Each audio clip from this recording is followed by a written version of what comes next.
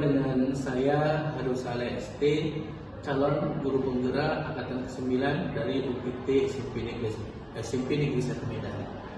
Pada kesempatan ini saya akan melakukan kegiatan observasi. Saya kali ini ditemani bersama Pak Dino ya, Pak Dino ya. Apa kabarnya Pak Dino? Ya. Baik Pak Dino, kita akan memulai kegiatan observasi. Adapun nanti tujuan dari filmnya adalah untuk membantu Bapak lah gimana kesiapan Bapak nanti pada saat kegiatan observasi. Baik, kira-kira kapan nanti Bapak akan melakukan kegiatan observasi di kelas Pak? Hari Rabu Pak ya. Kemudian kelas mana nanti yang kelas 9? Baik, pada saat Bapak nanti melakukan observasi, tujuan pembelajaran yang ingin Bapak capai? Tujuan pembelajaran yang mau kita capai itu adalah peserta didik dapat mengetahui tentang keberagaman suku, agama, ras, antar golongan yang tersebar di Indonesia. Kemudian persiapan apa yang sudah Bapak lakukan untuk proses belajar di kelas? Yang pasti kalau persiapan itu kita mulai dari peserta didiknya, kemudian kita juga sebagai guru punya perangkat ajar segala macam modul, kemudian tidak juga lupa mempersiapkan LKPD Pak ya, lembaga kerja peserta didik, kemudian media pendukung belajar seperti Infocus, PowerPoint dan lain sebagainya. Berarti semuanya Pak sebagai menteri sudah Bapak persiapkan? Ya sudah. Kemudian strategi pembelajaran yang mana yang Bapak terapkan? Strategi pembelajaran yang digunakan itu kita akan coba membangun dengan model yang namanya discovery learning, juga kita padukan dengan project based learning seperti itu. Kita padukan keduanya. Oke, berarti sudah lengkap sekali ya yang kesiapan Bapak lakukan. Nah, terkait dengan hal itu Pak, apa kesulitan materi yang Bapak hadapi untuk menyampaikan materi yang Bapak sampaikan nanti? Mungkin letak kesulitannya itu adalah pada peserta didiknya yang ada yang aktif, ada yang masif seperti itu. Jadi kedua perbedaan ini tadi akan coba kita bangun kembali, dalam artian kita akan kembali memaksimalkan pembelajaran berdiferensiasi tadi berdasarkan minat dan bakat siswa itu untuk mendukung kelancaran dan proses KBM di kelas. Berarti semua tadi dari materi, kemudian tujuan pembelajaran, kemudian media sudah lengkap ya Pak. Iya. Nah, dari unsur itu apakah masih ada yang kurang kira-kira menurut Bapak? Kalau untuk yang kurang sih pasti ada perbaikan untuk kedepannya ya, seperti tadi masalah keaktifan anak-anak ini yang akan kita genjot terus supaya anak-anak lebih aktif, lebih kreatif, berani mengungkapkan pendapatnya dalam pembelajaran sehingga pembelajaran di kelas itu jadi aktif. Seperti itu. Baik. Terakhir untuk tadi kompetensi apa yang ingin Bapak kembangkan pada kegiatan Bapak ini? Kalau kompetensi yang ingin kita kembangkan salah satunya itu adalah dari segi kreatif.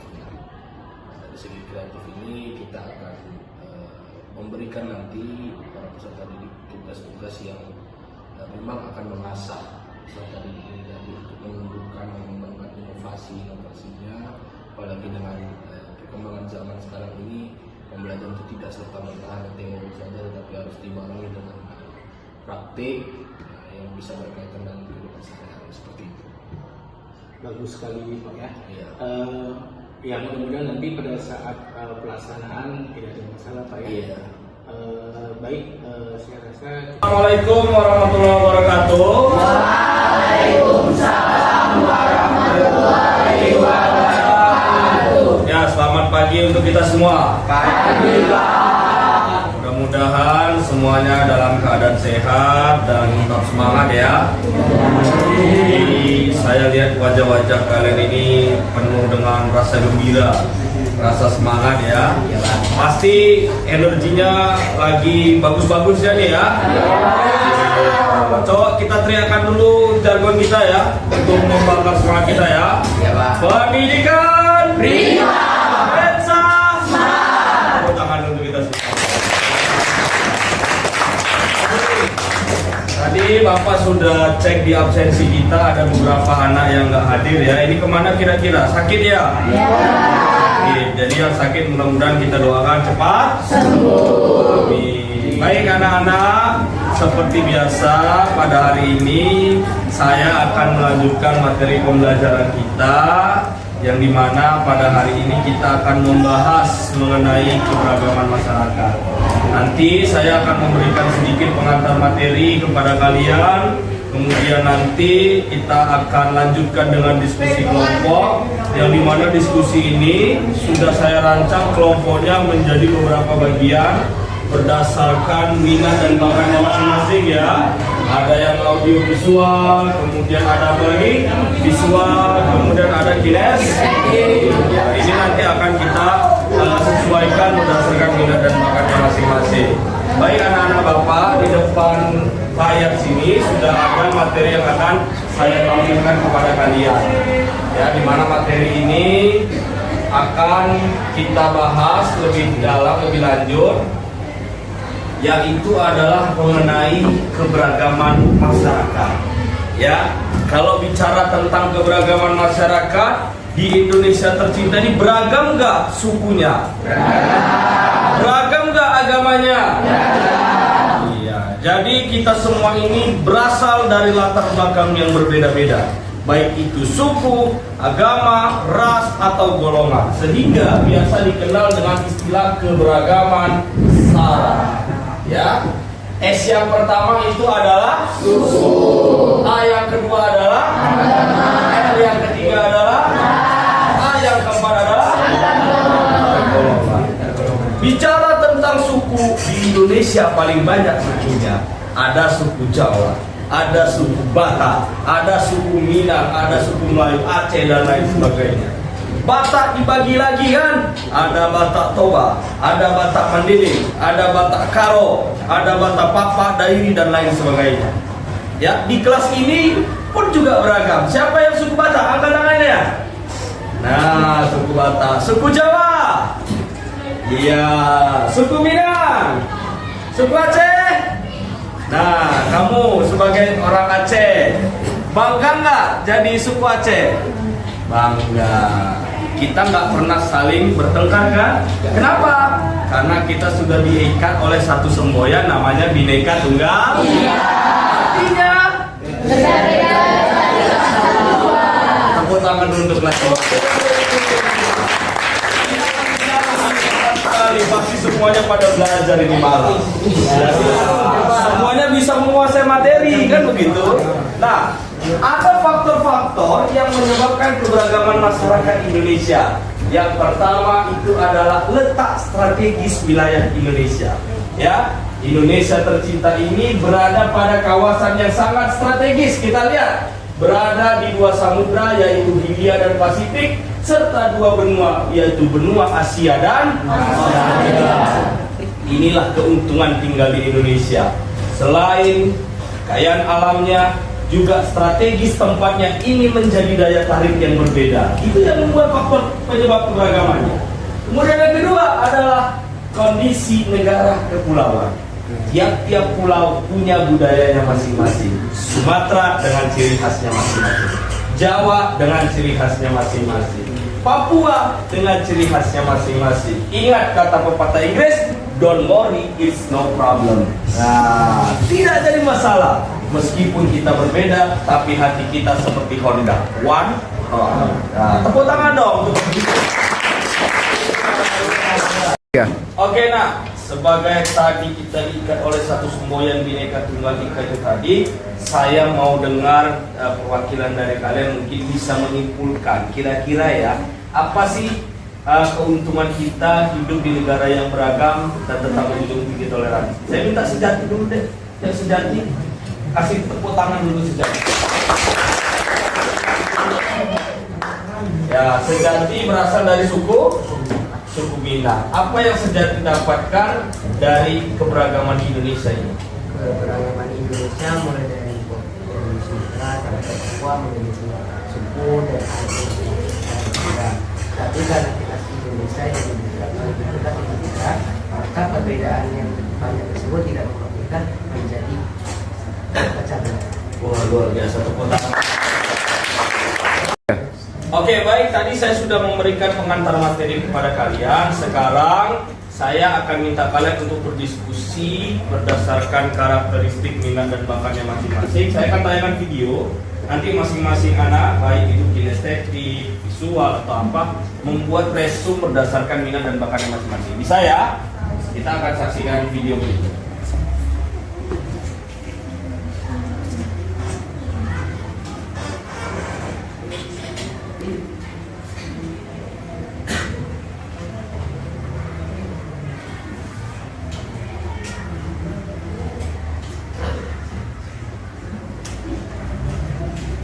Suaranya mohon maaf tidak terlalu jelas karena bentuknya bermasalah ya. Nah, lihat, ini adalah pengerusakan atau konflik dari suku Sampit versus Madura akibat tidak toleransi.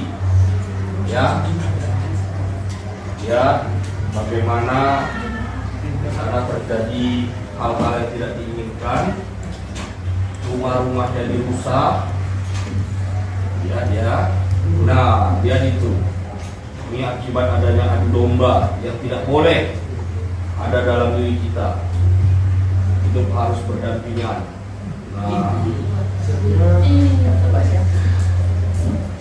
itu pisau asli loh. Nah, ini panglima perang sukunya ya, dari suku Dayak. Orang Dayak sudah tidak suka.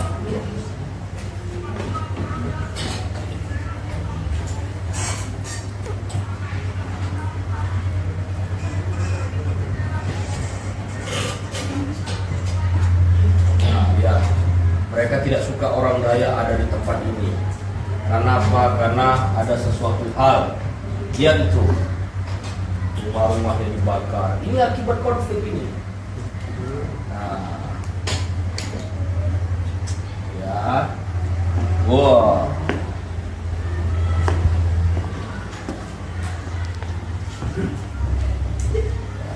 Lihat itu dimusikan itu ya.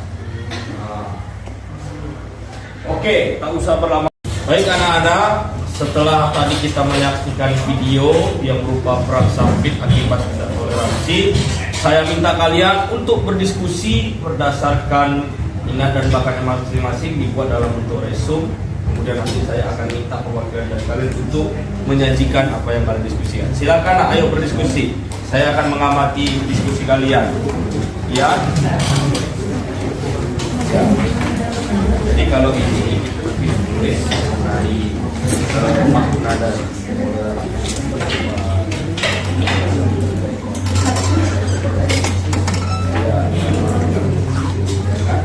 membuat berdasarkan kemudian kalau itu buat sebuah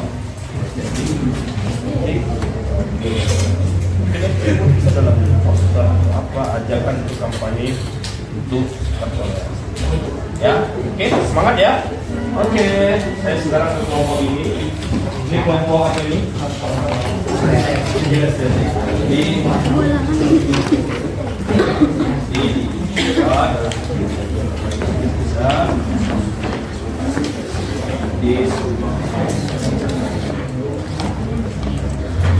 Ya, oke, semangat ya. Oke. Nah, ini kelompok apa ini? Audio, oke ya. Jadi seperti yang saya bilang tadi, silakan kalian diskusikan.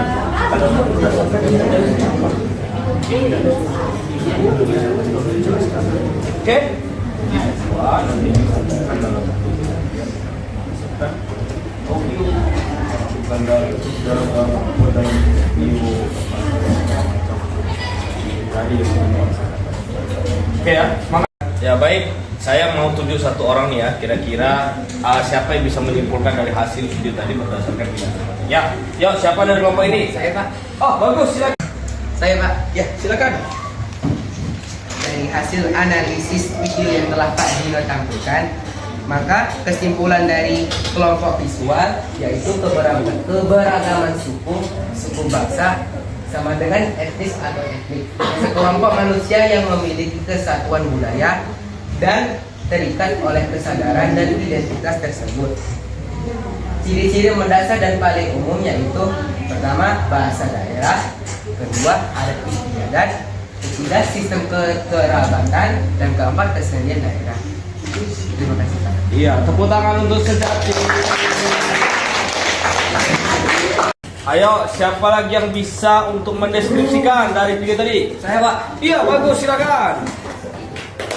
Baik.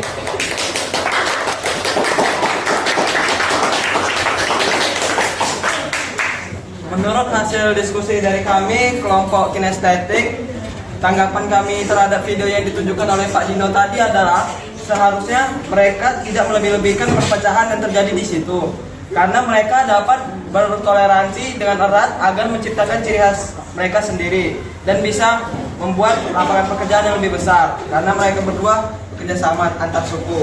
Terima kasih, hanya itu tanggapan dari kelompok kami. Ya, tepuk tangan untuk kawan-kawan. Oke, baik anak-anak bapak yang hebat. Tadi kita sama-sama sudah mempelajari seluk-beluk materi mengenai keberagaman suku bangsa. Saya akan memberikan kesimpulan sebelum menutup pembelajaran hari ini. Yang pertama, kesimpulannya adalah keberagaman itu bukan unsur perpecahan, justru menciptakan persatuan bangsa. Kemudian kekayaan bangsa itu sangat berharga. Kemudian yang ketiga, kita memahami semuanya negara kita. Sampai yang keempat, dijadikan sebagai kreativitas dan inovasi bangsa. Itulah kesimpulan kita pada hari ini. Dan sebagai penutup juga, saya meminta refleksi dari satu orang untuk menjelaskan apa yang akan kita sampaikan pada hari ini. Siapa kira-kira? Adi Gunawan? Oke, boleh maju Adi Gunawan, silakan. Refleksi aja. Oh iya Pak, setelah belajar ini saya jadi paham begini.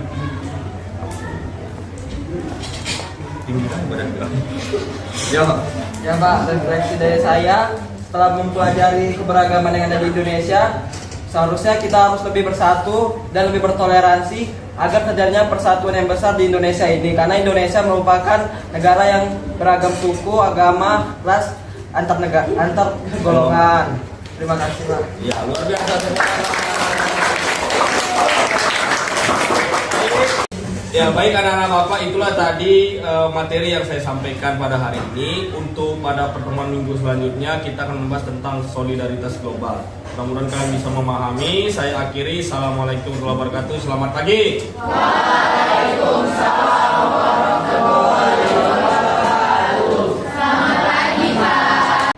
Baik, assalamualaikum warahmatullahi wabarakatuh.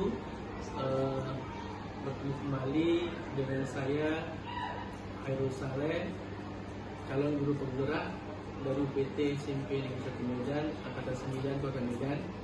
Baik, pada hari ini kita akan melakukan proses pasca observasi. Kali ini saya ditemani oleh Pak Dino dan Ibu PP saya, Ibu Rita. Baik, kita langsung belajar begini. Pak Dino, assalamualaikum Pak Dino. Gimana kabar Bapak setelah tadi selesai melakukan proses observasi di Ya, alhamdulillah tentu setelah melakukan observasi ini, yang pertama ada rasa puas, juga tetap ada rasa untuk evaluasi. Artinya perbaikan-perbaikan itu perlu, terutama dalam proses pembelajaran ini harus lebih dimaksimalkan. Baik. Tadi pada saat proses pembelajaran yang berlangsung, catatan yang untuk refleksi guru Bapak yang bisa sampaikan tentang proses pembelajaran. Jadi catatan saya terhadap pelaksanaan KBM tadi di kelas, salah satunya itu ketika kita melaksanakan diskusi kelompok, gitu kan, masih ada beberapa siswa yang tanda kutip ya kurang aktif kan, gitu. Tapi ya kembali lagi kita meyakini bahwa setiap siswa itu memiliki karakteristik belajarnya masing-masing. Mungkin inilah yang akan perlu kita perbaiki dengan lebih menerapkan pembelajaran berdiferensiasi tadi berdasarkan minat dan bakat kita tingkatkan sehingga kedepannya siswa bisa lebih aktif dalam proses KPM. Kemudian untuk topik percakapan dan catatan yang ada apa yang Bapak selama proses yang Bapak? Ya, kalau untuk dalam proses pelaksanaan tadi saya menekankan kepada peserta itu khususnya untuk lebih kritis dan aktif di kelas, kemudian juga tidak sungkan untuk mengajukan pertanyaan mungkin atau dalam segi diskusi mungkin ada salah menyanggah itu kan wajar. Jadi ini yang perlu kita tekankan kepada peserta didik supaya proses pembelajaran itu akan berjalan dengan baik sesuai dengan capaian pembelajaran yang akan dicapai. Kemudian rencana tidak lanjut Bapak depannya gimana? Yang pasti kalau bicara tentang rencana tindak lanjut, kita kedepannya ini akan mengumpulkan beberapa kelompok ini untuk melakukan yang namanya pendekatan persuasif lagi supaya anak-anak ini ke depan bisa lebih aktif. Dalam tanda kutip kita membuat pendampingan khusus di sana supaya melihat dan menggali lebih dalam lagi potensi dalam peserta didik tersebut dan tetap yang perlu digarisbawahi adalah melakukan proses pembelajaran.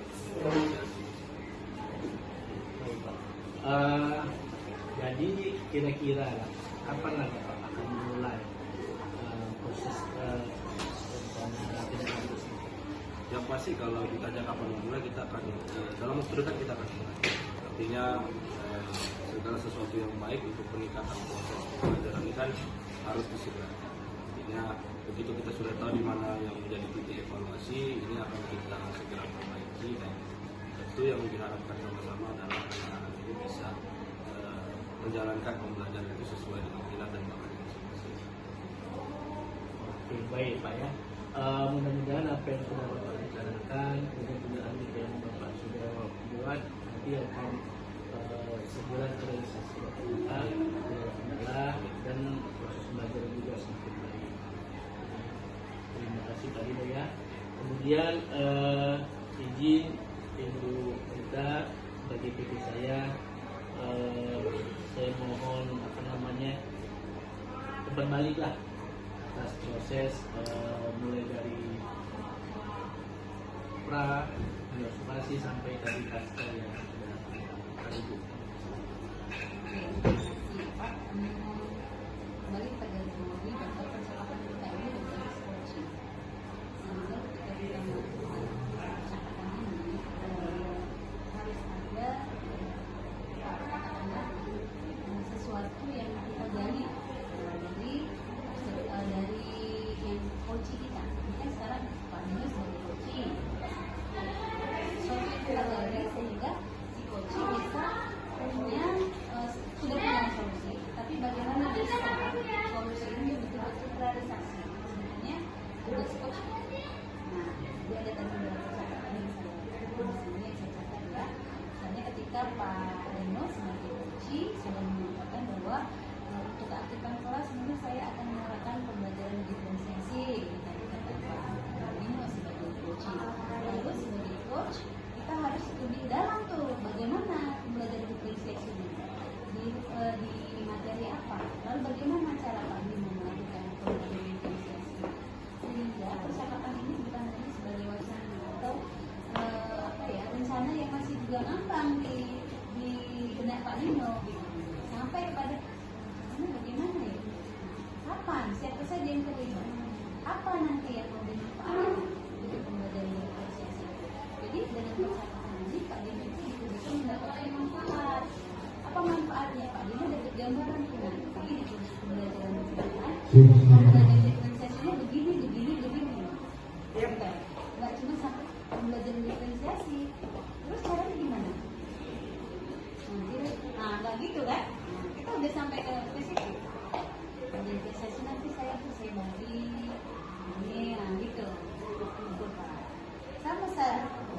Sama tadi, saya akan membuat siswa menjadi lebih aktif, gitu kan? Nah, si coach, bagaimana Pak caranya?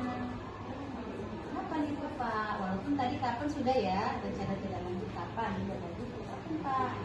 Sehingga nanti ketika ada observasi lagi, yang tadi itu sudah terrealisasi rencana-rencana itu. Jadi percakapan kita tuh nggak percakapan yang masih di atas awang-awang gitu. Memang sudah dari percakapan itu Pak Dino sebagai coach juga mendapatkan jalan keluar sebenarnya, walaupun jalan keluar itu ya berasal dari Pak Dino sendiri. Jadi posisinya Pak Hairul sebagai coach itu cuma menggali ini. Apalagi nih Pak Dino, bagaimana caranya Pak Dino? Diferensiasinya gimana Pak Dino? Nah nanti kalau Pak Dino kesulitan, baru lihat sudah Pak Dino melakukan pemetaan kelas, bagaimana kondisi kelasnya Pak Dino, apa yang sudah Bapak lakukan? Pak Dino, jadi percakapan kita ini bukan cuma percakapan yang katakanlah wawancara semata, tapi ada nilai-nilai yang kemudian Pak Dino itu mendapatkan sesuatu dari percakapan kita. Oke, baik. Terima kasih. Sama-sama.